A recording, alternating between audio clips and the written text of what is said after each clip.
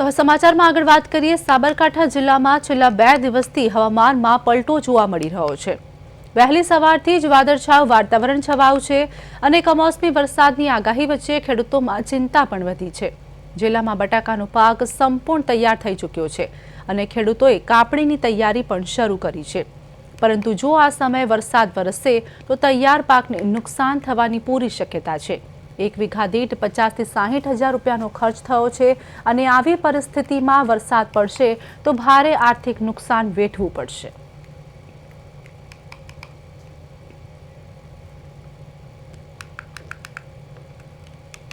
અત્યારે બટાકાની સિઝન છે અને વાતાવરણ પણ પલટાવાનું છે, વરસાદે આવે એવું છે અને ભાવ મળતા નથી અને જો વરસાદ આવે છે તો બળિયા કાળી ફૂગ ને એવું આવી જાય છે અને ખેડૂતોને નુકસાન જ છે।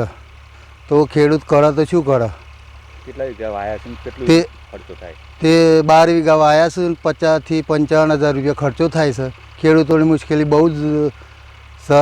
અત્યારે શું કરવું એ જ ખબર પડતી નથી। અત્યારે બટાકાનું વાવેતર પૂર્ણ થવા આવ્યું છે, બટાકા કાઢવાની શરૂઆત થઈ ગઈ છે અને વાતાવરણ પણ બગડ્યું છે।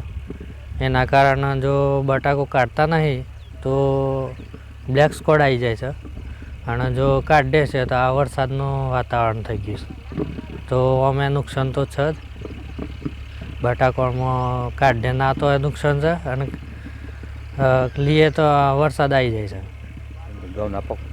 ઘઉંના પાકમાં પણ જો ઘઉં વાઢે ના તો ભૂલ પડી